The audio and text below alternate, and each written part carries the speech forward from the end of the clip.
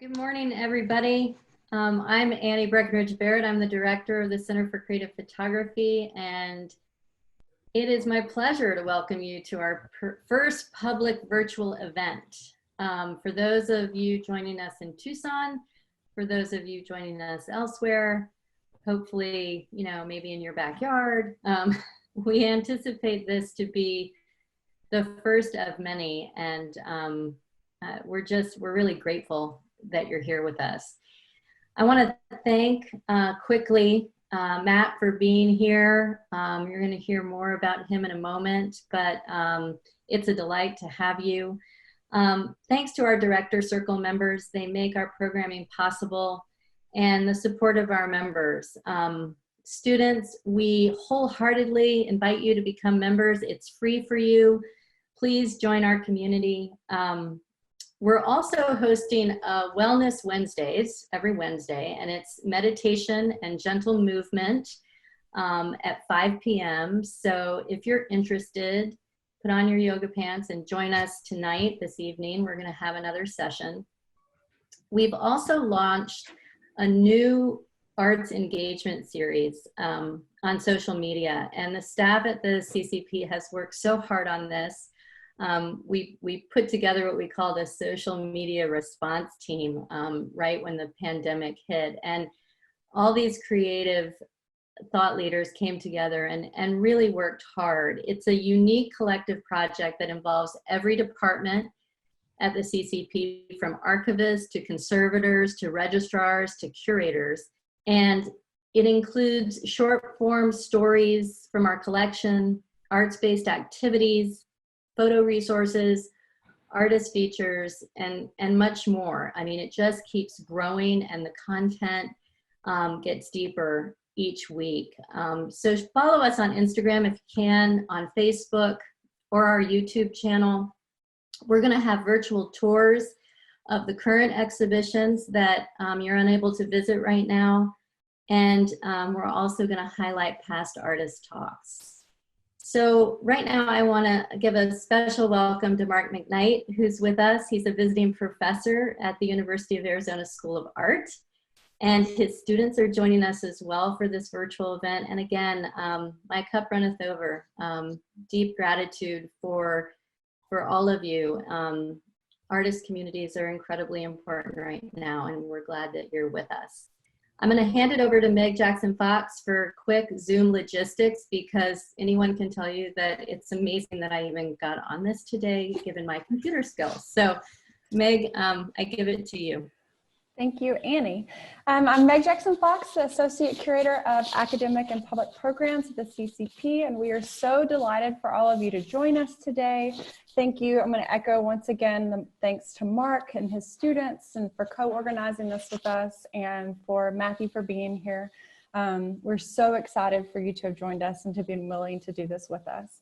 So just really quickly, if you can make sure that your mics are muted, we're actually going to do Q&A through the chat, and Mark is going to help us do the Q&A and moderate that. So he'll be taking your questions through chat. A big shout out to our colleagues at the UAMA who taught us this week. So at the top of your screen, there's a green band, and it should say View Options. And in that Views Options, we recommend you to do the side-by-side mode so that you can see Matthew while he's speaking, but then also his screen share. And then on the top right, we also recommend, instead of a gallery view, just to do the speaker view, so you can just see him as he goes through his conversation. And then at the very end, we're going to include in the chat room another Zoom meeting that's going to be for our members, kind of studio tour and a screening of one of Matthew's works in progress. And so we invite all of you to join us in that, and I will include that in the chat at the end. So thank you so much again. And with that, I'll hand it over to Mark. Thank you, Meg and Annie. I guess I'll just get into it. I'm excited to hear you talk, Matt. So Matt Leifheit was born in 1988. He is a photographer, artist, writer, academic, magazine editor, publisher, and educator living in Brooklyn, New York. He's currently teaching at Pratt and Parsons, if I'm not mistaken. In short, he keeps extremely busy. Matt, I'm curious if you ever sleep. He received a BFA from RISD in 2011 and graduated from Yale's prestigious MFA photo program in 2017. He is the former photo editor for Vice magazine. His writing has appeared in Time magazine as well as Aperture. He's the founder and editor-in-chief of Matt magazine, which has included work by a number of exciting artists working with photography. Among them is Bryson Rand, who was also a visitor to the course's lecture series. He founded Matt Editions in 2018 and put out books by Rachel Stern and Matthew Morocco. I can personally attest to their gorgeousness. Leifheit's manifold photographic interests have seen him describing the complex histories and communities at Fire Island in enigmatic photographs that make up a more recent project, Fire Island Night, which I know he's going to discuss today. As well, he has photographed on the streets of New York City, the beaches of Key West, Providence, and New Haven. His work is in the collection of the Museum of Modern Art Library, and he is currently represented by Delhi Gallery in New York City. That's a lot of stuff. We're so excited to have you here today, and we really appreciate you taking the time to do this, Matt. Oh, well, thank you, Mark. I'm very happy to be here. That's kind of you. I really appreciate the invitation.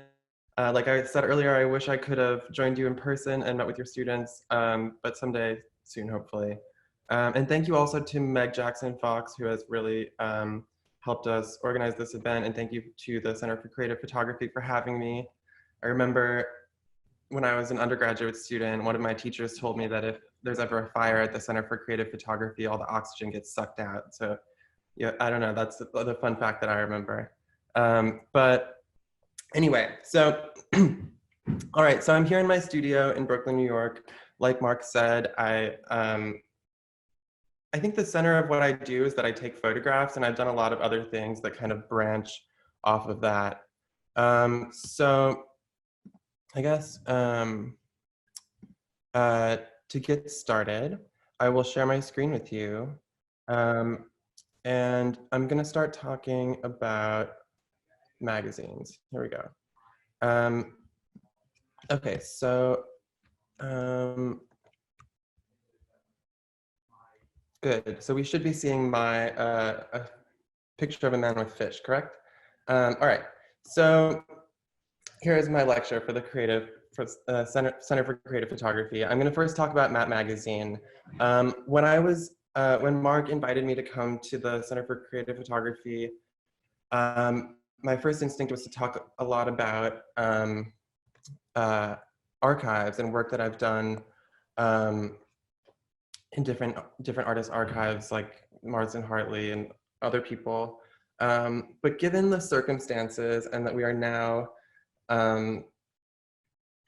undergoing a global pandemic, I thought it would be really hopeful instead to talk about emerging photography in more detail. So what I wanted to start by doing is, actually what I'm going to do is stop the screen share and start showing you a real magazine right now. Do I like pin my video or something? Here we go. This is the latest issue of Matt magazine. It's a print journal of photography that I started in 2010 when I was a student at the Rhode Island School of Design. And this is actually the 5th issue. So I've published, 55 of these so far. They started out more simply, like Bryson's issue was mentioned. This is one of the earlier ones when I used to design it myself. But it was redesigned in 2015 by a classmate in grad school named Ben Gans. And yeah, this is what it looks like now. Here's some more issues just so you can get a sense of the cover. This is Ellen Carey with an essay by Charlotte Cotton, Hobbs Ginsburg, Nico Young, a student at UCLA, Hack Dixon, a Pratt student who graduated last year, and this is Michael Bailey Gates. And really, the purpose of my magazine is to support emerging artists. It's really, I focus on student work.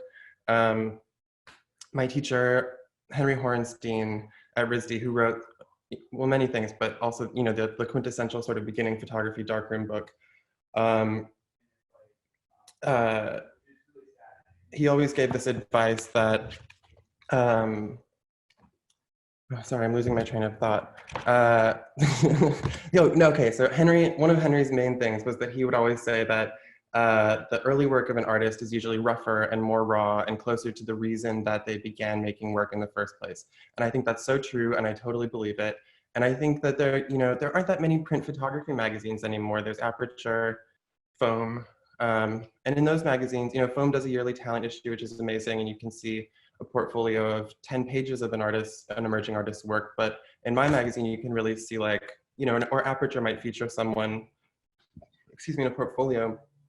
But this is kind of a monographic thing. It's one artist per issue. And so you really get like, this is like 60 pages of an emerging artist project. And so for example, this is Olivia Rivi, who I met I was asked to come back to RISD to do guest critiques. And I met this in my friend Farah El-Qasimi's class. And there was this one student who she had been working with who was making this incredible body of work about her boyfriend. She had just sort of started learning about photography. So there's all of these black and white darkroom experiments. And I remember the kind of courses she was in and what I did in them, but she really kind of focused all of her attention on depicting herself, but it's mostly pictures of her partner. If you can see ones like this, I really love. This is a large format assignment about tilt shift. Or like, I hope I can find there's one that's a reference to, this one is a reference to Edward Weston's Pepper. But I thought this is kind of amazing, and I showed the work to Collier Shore, who agreed to write an essay for the magazine. And that's an amazing essay where she writes something that I agree with, which is that in photography, as opposed to painting or film, you could make something amazing kind of immediately. I think this is an example of the magazine working well because it's like someone sort of first experiments with photography, and to me it feels very natural and unburdened. Anyway, back to the upcoming issues. Where is this? These are, my dog, go away. These are photos by Chanel Stone, who I met her because she submitted work to Aperture's Summer Open last year, and I happened to be on the jury. She was a student of my friend Aspen Mays at CCP, and her work is amazing. For the students in the room, I think sometimes those open calls are worth submitting to just, because a juror will become kind of attached to your work maybe. So Chanel recently had a show at the Museum of the African Diaspora in San Francisco called Natura Negra. And in their words, her work explores the renaturing of the Black American body to the landscape. There are these really beautiful kind of verdant photos of people in urban space and also of herself. There's a lot of self-portraits in the work. This issue is going to be amazing, and I'm really excited about it. One thing with that is that some of the pages in this will be kind of transparent vellum, so you'll see some images through others, and I think it'll be a really wonderful issue. Following that, we have a new issue coming out. The magazine is just me, by the way. I have an issue coming out by Leor Miller, who is a student I met at Bard, who has been making these amazing, again, a lot of, mostly self-portraits in the landscape, but also, pictures that seem to me to be more about kind of the nature of the, about kind of symbolism and nation. I think the work is really amazing. I met Leor when I visited Daphne Fitzpatrick's class at Bard.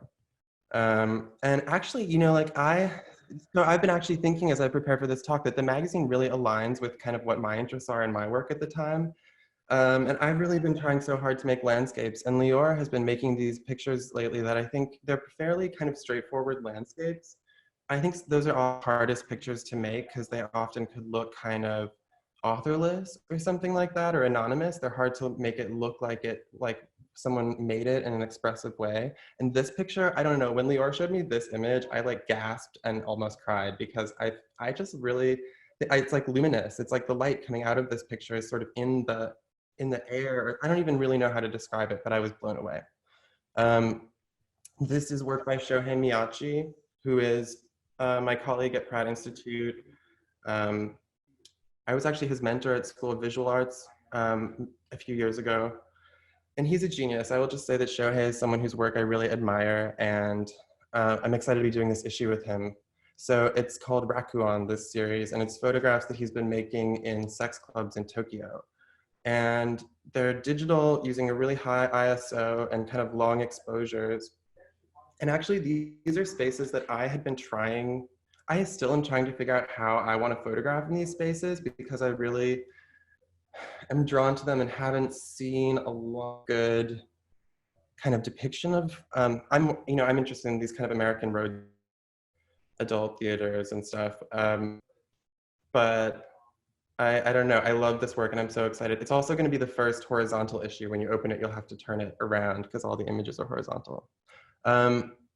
And then, so I also publish Matt Editions, which it's a book publishing company that it's sort of, it's like the magazine is great because you can always do another issue and you can it can keep, evolving. And books are more kind of a marker that I think is less flexible.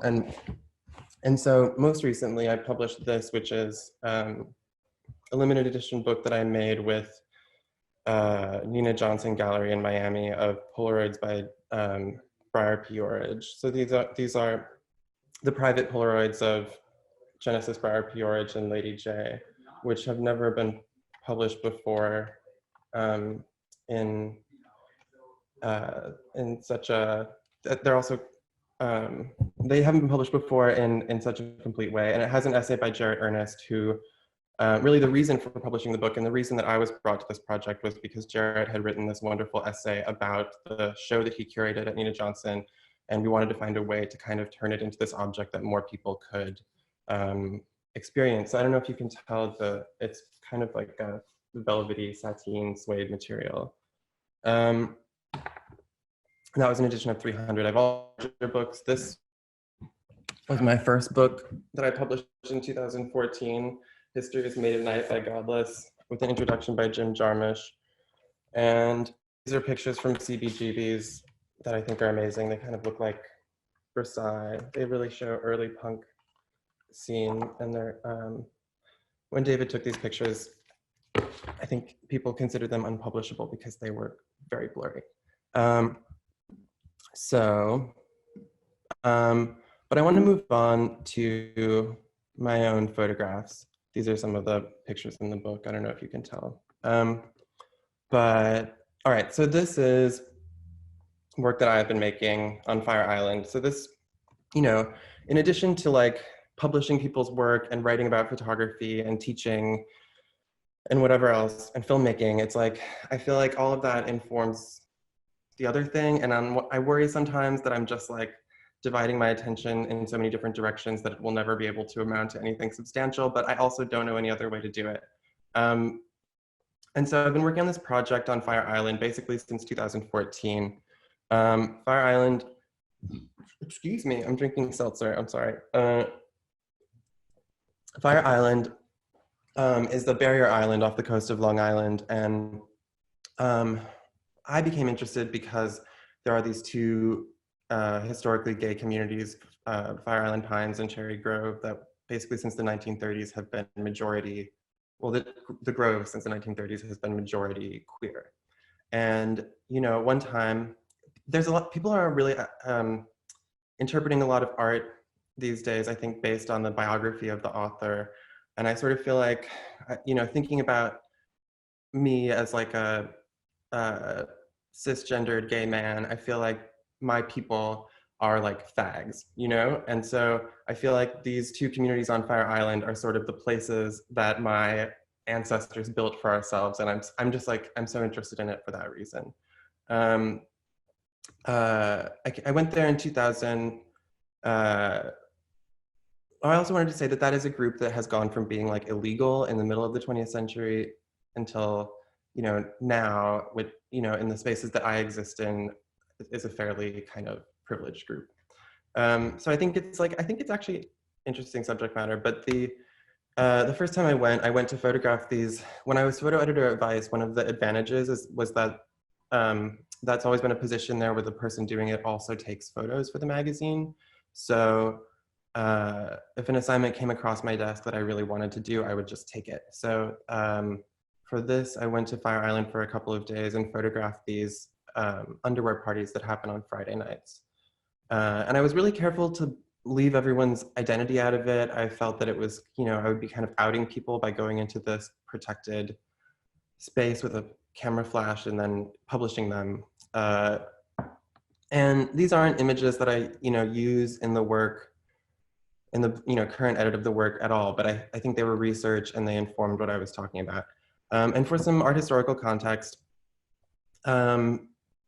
I think when most people think of photography on Fire Island, they might think of Tom Bianchi's Fire Island Pines Polaroids, which were taken in sort of the days before leading up to the AIDS crisis. And they really show this kind of hedonistic, beautiful world of like men with amazing bodies enjoying the hard-won sexual freedoms that they were able to enjoy at this point in the sun and the beach. But there's also a darkness to the work because you know that this is a world that's going to disappear. And so I think it's very poignant for that reason. It's also a document of clone culture. So particularly this one part of Fire Island called the Pines was really built up by clones in the 1970s. And so it's like, as I understand it, there was sort of gay people who felt disenfranchised by society kind of made this uniform, you know, to kind of belong to something, which, you know, included sort of a certain look and a certain body type. This is a book I'm hesitant to even talk about, but this came out last year during like Pride Month, and I really find it upsetting. It's a book of photographs of Fire Island, and if you look at these are some of the pictures, and like compare that to what was happening here. You know, it's kind of this clone culture and this kind of, I don't know if like, it's like Pride by Citibank is something I think of in relation to this, but like wanting to belong to something is still a thing that happens. And I think it has kind of a dark side. But anyway, this article says the book is about like climate change and activism or something like that. And in fact, my experience of my sexuality, or of climate change for that matter, has not looked like two muscle guys like bumping butts under a disco ball. And it's been a much darker and more complicated experience for me. And so I think there's room for me to show that. These are pictures that T.M. Davy painted, who's a friend and another artist working on the island. These are really kind of drawings of art people and his friends who go there.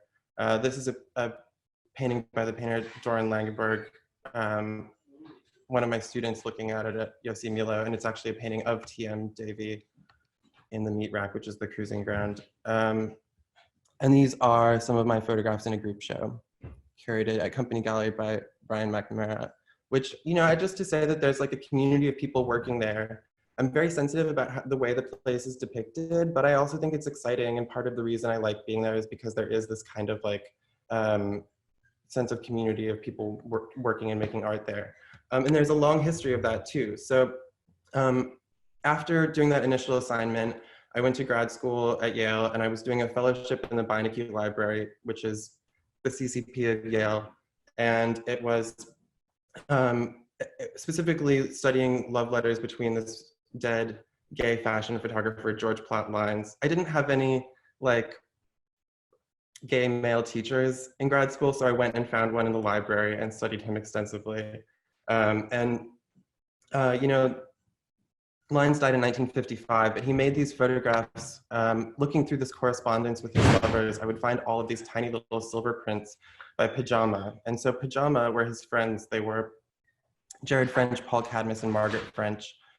And this is an incredibly important collaborative artist that I think more people should know about, and I'm passionately trying to publish a book about Pajama. But so it was Paul Cadmus, who was kind of a out gay figurative painter of the time. And he had this relationship with Jared French, who was the painter. French later married Margaret French, and so there was this really complicated relationship dynamic that existed between these three people, where Cadmus and French had a relationship, but also Margaret wanted French. It's a complex dynamic that was it went outside of the photographs and into their bedrooms and personal lives. And so, you know, I have some notes on pictures. I love pajamas so much. These are pictures that you know, Margaret's family had a house at Saltaire, so this is not the gay part of Fire Island, even in the 30s. But I think they have this really, they were friends with a surrealist like Cocteau, and they have this really dark, kind of surreal edge to them that I just love. And they weren't intended as artworks because these people were mostly making paintings, and so they were kind of handed out at parties as like, you know, gifts. And it also kind of, like, here's a picture with Monroe Wheeler, one of Lyons' lovers. But I love them. They're like classical statuary. They're so posed. They use the landscape in this really interesting way, which I think is an incredibly rich and beautiful landscape. This one I love. I don't know if you can tell. It's like one person's wearing a black outfit and one person's wearing a white outfit. But I think this is Provincetown, actually.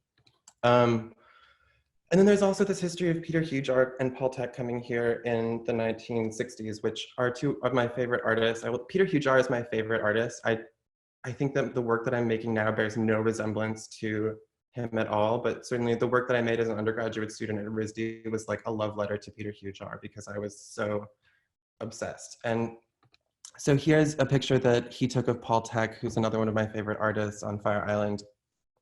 And so actually, these are pictures of the house that they went to. So Paul Tech and Peter Hujar would rent this house that's sort of in a remote place on Fire Island. And through an art historian friend, Marcelo Yanez, I ended up sort of finding this place. And it's now sort of been the sanctuary where I work on, where I'm making this project for the past 3 years, but also where I've spent my quarantine. I've been living here during the COVID pandemic. So it's been this really important place of shelter to me that I have grown totally sentimental about. And, you know, it's been a gift to live in that history and to kind of have an interest in art history lead me to this residency of sorts was kind of incredible. And so this is a picture of Paul Tech in the upstairs of the house casting body parts for what is sort of his most famous piece, which was called Tech's Tomb. Popularly, it was called Death of a Hippie, but Tech didn't like that because he didn't feel that he was a hippie. This is another piece that he made called Fishman, which in his later installations would be installed kind of at the end after his burial in the tomb. This is another self-portrait, but made out of, I think, foam rubber or something cast. And it's really this image of kind of resurrection and redemption that I'm so drawn to. And so, yeah, so I've been making, here's my own picture. This is called Birth, Death, Fishman, starring Peter Kramer, who is one of my muses and someone who I think his face is very beautiful. So this is a show of the work that I had in 2018 at Deli Gallery in Brooklyn. All of the works then were printed at this very small size. I've always loved kind of intimate, small pictures. This is sort of the early, sections of the project. It was still, I'm a maximalist, and it was like 40 works in the show. This is a show that I currently have there. It was set to open right as things kind of closed down. It's the first time I really made large photos, and I wanted to show you for a second. We can get into this more in the kind of studio tour version or portion, but the prints are kind of eccentric. So it's called dye sublimation print. It's actually, there's no paper. It's a sheet of aluminum that's been coated with kind of a white porcelain material, and the image is like heat transferred onto it so that it's like burned onto here. And you can show them without glass. And so the reason I love them is because there's so much darkness in my work that you get this really amazing black, and it sort of switches back and forth between looking like a positive, like a highlight and a shadow. So anyway, so just so you can tell, the prints in this show are actually just really large, like 6 foot wide sheets of aluminum. So they look, I really wish people could see these in person because the effect of the object. One thing I realized is, like, yes, I love tiny pictures, but if you're depicting human bodies, it gets really different to see that picture on the scale of a human. So yeah, so these are images of that. We're hoping to kind of have a closing for the show once things reopen, but I've been, It's been nice to be able to share the work with people. I wanted to say, I think, you know, in a time like this, I think about a lot about like, what can I do? What are artists doing? You know, there have been amazing efforts by artists to, you know, both make work and respond to this time in a more political way. But I think that what my work kind of has always been able to offer is more along the lines of an escape. You know, like I think that like I want to create a world of fantasy that is, yes, it's kind of made of the facts, it's based on my own experience, but I want people to be able to kind of escape into this artwork that I've created, because the artworks that I have been experiencing, the movies and the books and the music and whatever that I've been listening to have meant so much to me during this time, whether or not they're directly about the experience I'm having. And so with that, I want to show you, I want to share with you the dummy of a book that I'm making. It's not, it's a layout. Where is it? So I'm going to go through this kind of quickly, and then we can do questions and kind of go back and look at different images. So it's not, I'm like an emerging artist. I've been doing only photography for the past 10 years, and still I'm very much on the emerging side of, you know, and so I think it's kind of strange. I've been thinking I was talking to a writer friend who's, anyway, this is all, but like, it's a big book. It's a book that's like hundreds of images and many pages, but I feel that it's essential. And this isn't the kind of book that people want from an emerging artist to be their first book, but I'm insistent. Anyway, so the title is, I'm titling the book these days To Die Alive. The original show I had of the work was called Fire Island Night, but I've really gotten into this title, which comes from an Ariana Grande song, kind of an old one called Break Free. And they play it in these, I heard, when I came up with this title, I was looking at an empty gay bar with like Break Free playing in the background. And there's this lyric, I wrote it down actually. There's a lyric, I only want to die alive, never by the hands of a broken heart. I don't want to hear you lie tonight, now that I've become who I really am, really are. It's kind of unclear what she says. But I think it's a really kind of dark and interesting idea, you know, the idea of wanting to be like, to live as fully as possible.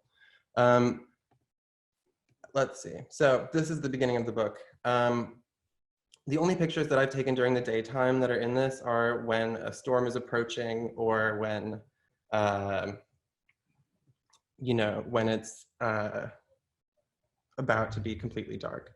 And this, you know, so the book kind of starts off in this kind of gaudy 1957 sex hotel that I totally love, called the Belvedere Guest House for Men. So this is a place that was built in 1957 by a set decorator. Some people say he worked for the Metropolitan Opera, or I've heard like early television, different things.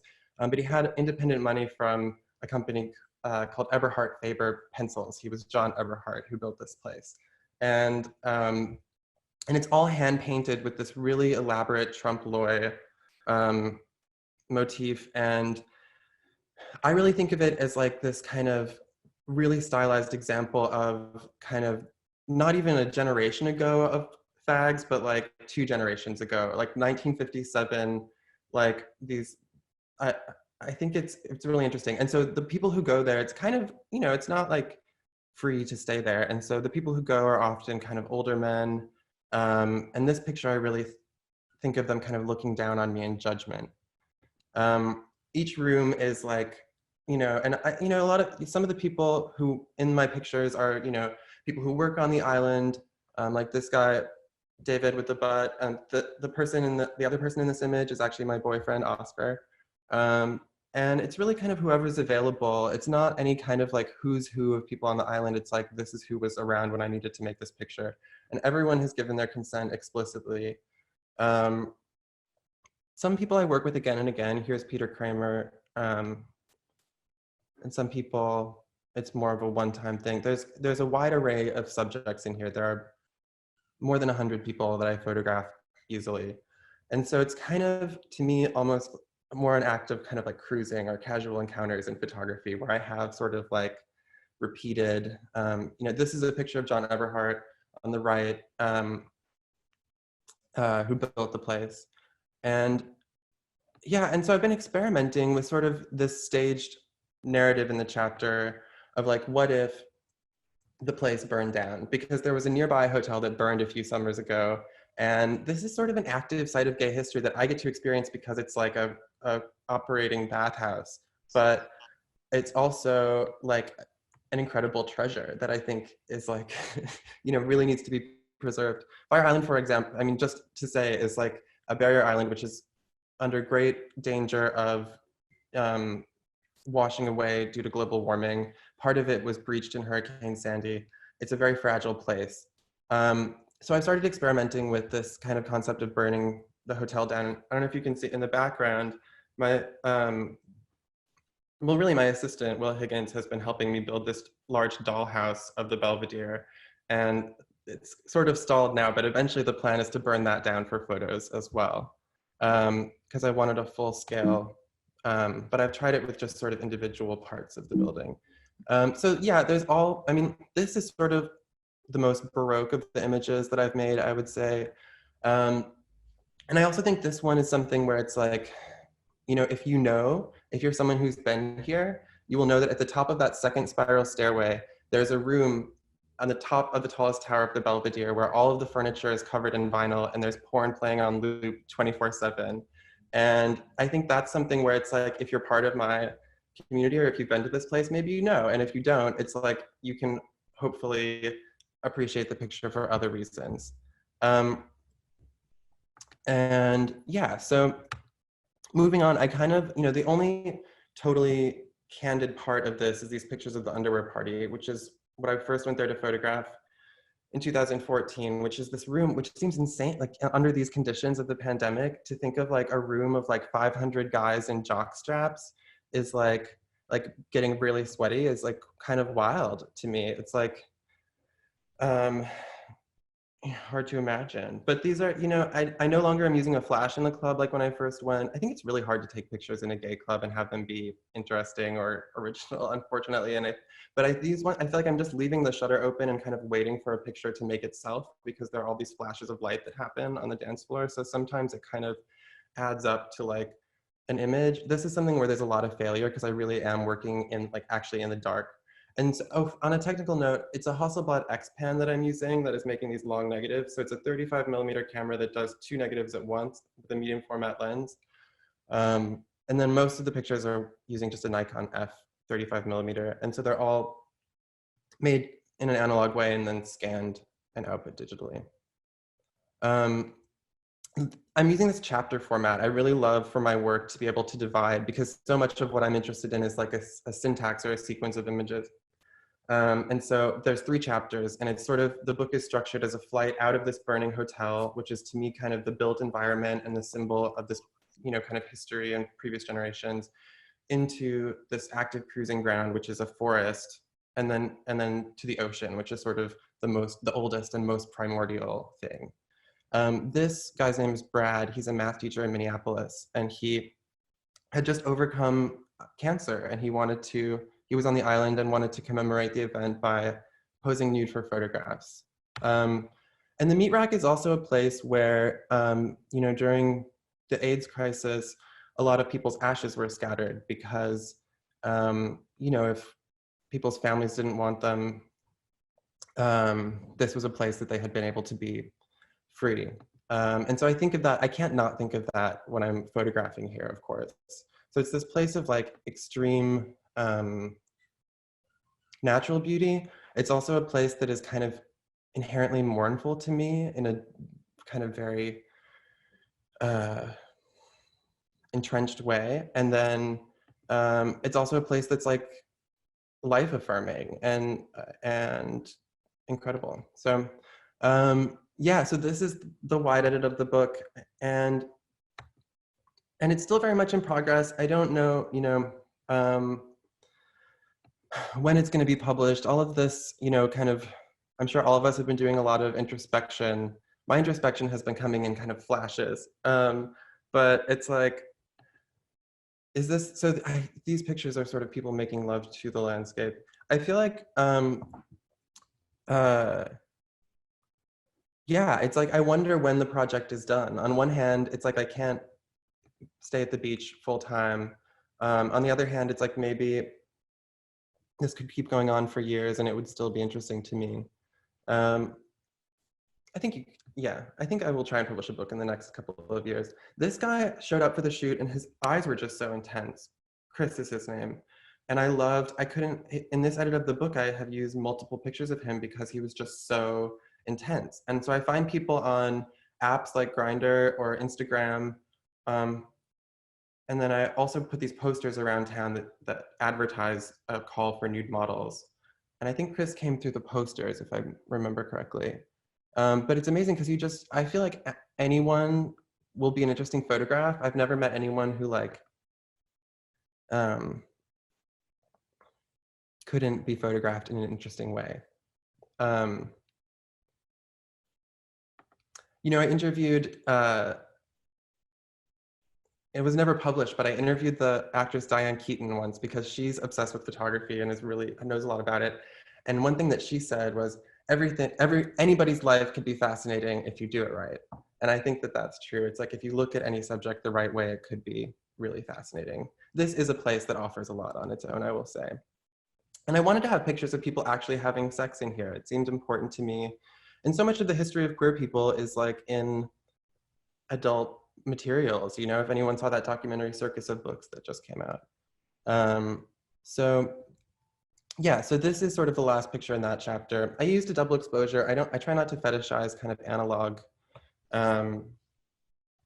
processes too much. This is,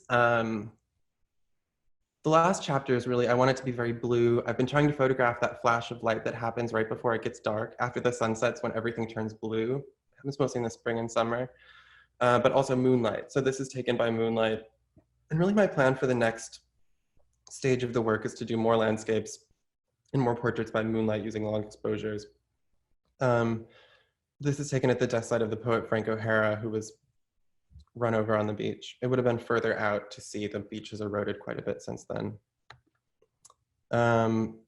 Yeah, so the images are very staged. I think with all of my work, there's kind of a humor that arises out of the seriousness of, you know, there's kind of a camp that arises out of me thinking that everything is like dead serious all the time. But I also think that, like, I don't know, I love a sense of drama and I love like an emotional intensity. And I think, you know, sometimes people are willing to meet that and sometimes people are less interested. I had really been looking at a lot of, like, I went to the Rijksmuseum in Amsterdam when I was publishing my friend Rachel's book. We printed it there. And so many of those Dutch paintings, when you look at them, everything's painted very low, and then there are just these kind of daubs of like white that describe the highlights. And it was really actually educational to me. This is the beach outside of the house where I stay, and I took this picture for my friend Susan because she is really interested in this. There's a feminist author, Margaret Fuller, who drowned off the beach. She was a transcendentalist author. But it's like I don't know, I've been trying hard to make landscapes. This panoramic format is good for the place because it's a place that's a very low, flat landscape. And so I feel like that gives me kind of more options, but also in kind of the syntax and sequencing of the book and rhythmically what I'm able to do. Yeah, I love pictures of people. I have my whole life. And it's really hard for me to make a landscape that I find compelling. Like I was saying about Lior's work earlier, I think so many of them feel kind of anonymous, but I'm challenging myself to really focus and concentrate and, you know, make more landscape pictures. Because that's also what's available to me right now. There's nobody on the island. But I think the last chapter is called When the Ocean Meets the Bay, which is what a local bartender told me. That's how people refer to when the ocean will finally be washed away, when the ocean comes up and meets the bay on the other side. And so I sort of want to imagine in some way kind of that destruction symbolically. And yeah, it's still very much in progress, but I think it's something that I've held very dear to my heart for the past 3 years. And yeah, I've never actually committed this much kind of time and energy consistently to the same project. And so it's been interesting to see as you keep pushing things, you know, the easy pictures come right away. There's like, and some of them, you know, there's pictures that you have to chase for many years. And for the students in the room, but, you know, the way that I work on things is also, I was going to show this before, but even always have an especially a long-term project like this, I always have an InDesign document open where I'm sort of filling in like what would be, you know, what could go in between. Like this is a picture that I like, but it doesn't really fit anywhere yet. And I guess we'll see if somewhere it has the place. But anyhow, let's see. Oh, I stopped sharing my screen, sorry. Anyway, where is it? Share screen. Sorry if I haven't, yeah, so this is a picture that I like, that I don't really know where it'll fit, but it's kind of in the working edit of the book. So yeah, I think with that, seems like time that I should conclude my lecture. I appreciate you listening to my ramble and seeing these works in progress. And I hope that you found any of the magazines that I shared exciting, and you will look into those artists' work. Thank you so much for listening.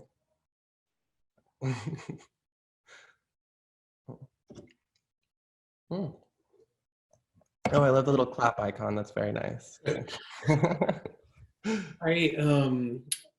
Feel free, anyone, to send questions into the chat box if anybody would like.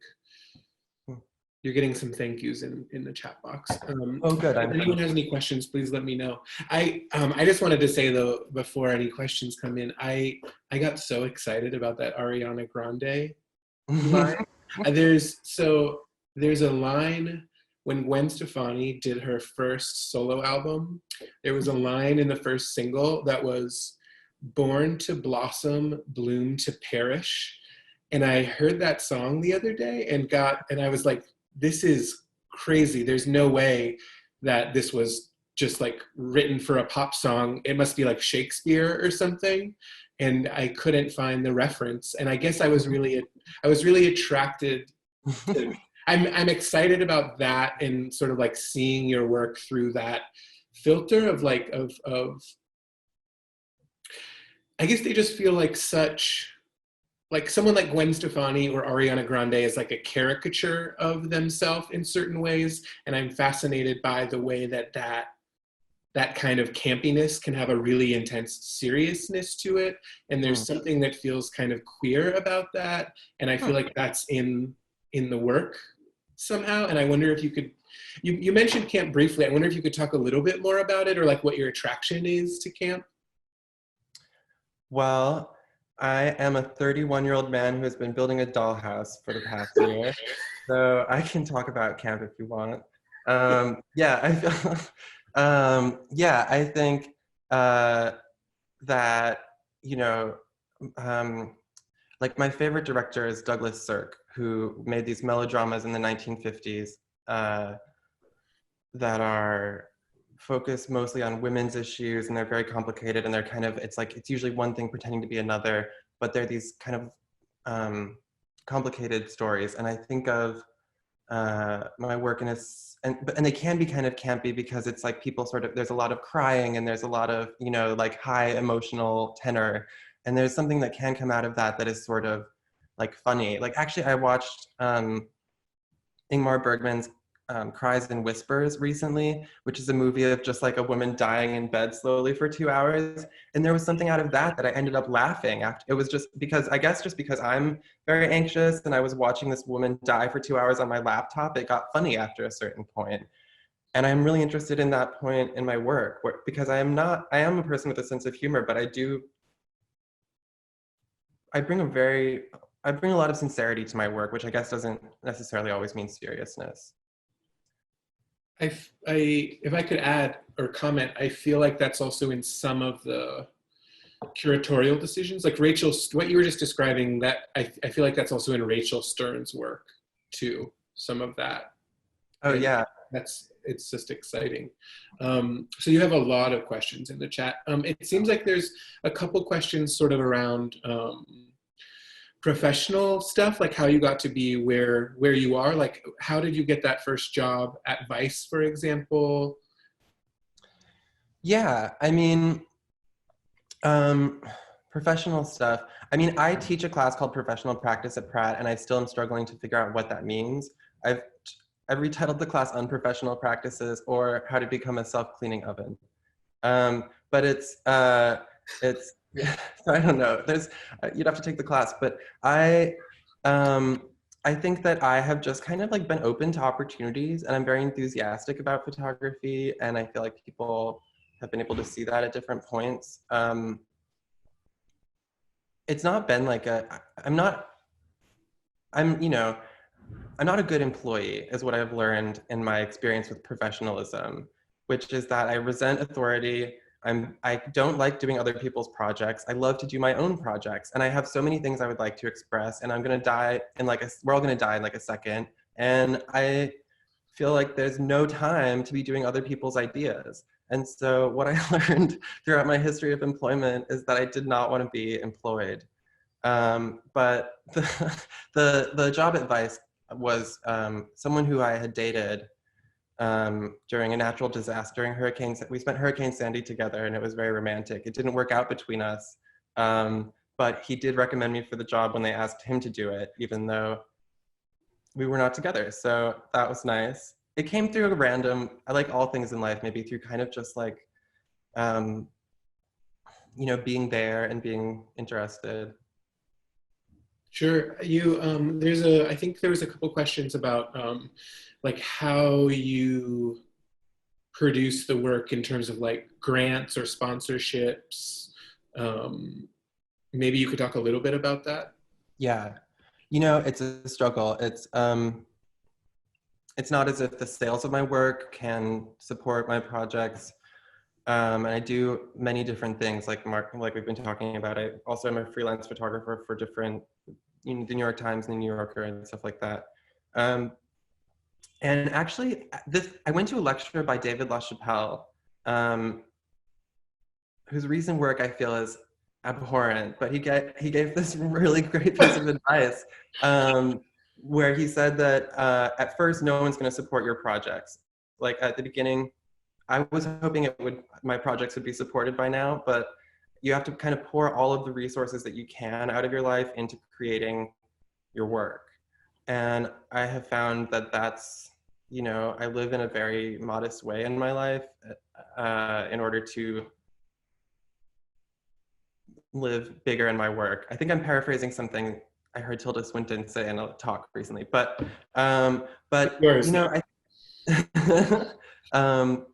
yeah, it's, but with the Fire Island work, that would not, it's actually very expensive to be on the island, which is partly why the kind of demographics of it are what they are. And so it's been through really the generosity of my landlady, who her mother rented to artists in the 70s. She appreciates that I know the history of that, and she allows me to stay there for what I can pay. And at times she has accepted photographs as rent. So it's kind of like through meeting this incredible person who has been patron and supporter of my work is really how this project has been able to, really it's because she has allowed this to happen, I would say. Because I'm slow. If I get one good picture in a week, that's like great for me. So it takes a lot, I can't, that's also something I, working as a photojournalist, I learned is like, I'm not really a first responder necessarily. I'm not like, I'm kind of like, I need to kind of have time. I'm better if I have time to understand things and think about them and then go back. Absolutely. Becky from the CCP asked how often the magazine comes out and what the business model was. Yeah. So the magazine comes out whenever I feel like it, because it's my magazine and I can do whatever I want. And that's why issue 58 will be horizontal. But yeah, it's well, so the thing is I do this in addition to my art practice. And one thing I kind of figured out early on was bookstores will really take it. It's easier to sell it if it comes out on a schedule, if it has regular periodicity. But for me, it's not worth it to kind of impose deadlines on these issues. So it comes out just as they are ready. And so I do about 6 of them a year. This year, I think I'm going to do less. But really, at first I thought, oh, a one-person magazine and I can do this. At first it was done with on-demand printing, so I could just sell the issues as it was printed. And yeah, so that really allowed me a lot of flexibility because it was really, it was 2010, which was the first time digital offset printing was really good enough to reproduce photographs. And I thought this is an opportunity for a magazine because I could just be one person putting it out on a scale of whoever will buy it. Now I do have an ad on the back cover. So usually, you know, I'm bad at selling the ads, so I just give them to nonprofits like the Camera Club of New York, or this one has an Aperture ad on the back. There's no ads inside. And really the way, it's printed with digital offset, and that's how I'm able to do it. I just produce more as people buy them. So yeah, I usually the run for the magazines can be, it's like 200 to 500 copies on any given issue. Some of them sell better than others. Eleanor Roman Woods asked, why do you think folks don't want a large selection of work in an emerging artist's book? I love that question. Well, I was I was talking to a writer friend, Meg Jackson, whose writing is kind of Baroque, and I think her debut novel is something very stylized and elaborate. And I think we have this in common, that we're drawn to these kind of ways of working. And we were talking about how it's like, well, for example, my friend Eva O'Leary, when she graduated she was a year ahead of me at Yale. She graduated and she made this series called Spitting Image, which I always was just like, damn, that is the way to do it. She made something that is kind of concise, but also brilliant, like an idea that is very simple and then opens up onto all of these kind of conceptual possibilities. And I always admired that. And I thought that's the perfect way to debut yourself into the world, because it's like a clear message, you know, people can understand it and it's relatable. I unfortunately have no clear message to give. And so this is what I can do, you know, but I think that for me, what I like to see from somebody's first project is usually like, oh, like they've done something kind of crystalline and perfect, and now we can watch it develop into something more complicated. Great. I think this is going to be our last question from one of my favorite students. Abby asked, do you seek out these artists for the magazine or the books, or do people submit projects? I hope I'm not getting you in trouble. You're going to get like 1,000 submissions after this. Well, I will say that there's not currently an intern checking the email, yeah. but and I will also say that I've never taken a submission, not once ever, because I do this out of like love and passion. And so it's always, I've like fallen in love with someone's work in a very kind of personal way. And it's never like, I feel like this would be cool to publish right now. It's like, it's always like a personal connection. And also I think that this applies to other editors and curators too. Like, I'm not really interested in the low-hanging fruit. Like, I feel like, which is not all submissions. And certainly some people are just interested in your publication and will send something to you. But I feel like I get all of these emails of like, will you please look at my project about, you know, recently there was one that was like a commercial photographer, someone's agent emailed me a commercial photographer's work about like a drag queen lounging around the house.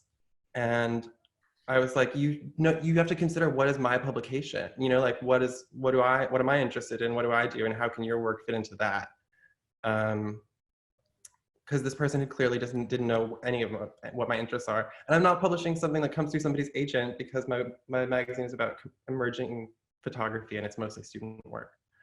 But maybe just to like add onto that question a little bit, what would you have any advice for like young photographers that are looking for places to show their work? Like, what's the best strategy? On the first day of my professional practice class, I give away the whole secret the entire time. The best strategy is to have brilliant artwork. If you put your time into the artwork, it's a lot easier to give people something that's really good than to try and foist shit onto people. You know what I mean? And I think if you put your energy into actually just making the work, and then kind of just, you know, making yourself available in some way. I think now with Instagram, there's, you know, and stuff like that, there's just more opportunity if you make it available in some way for people to be able to find it. and connect with it.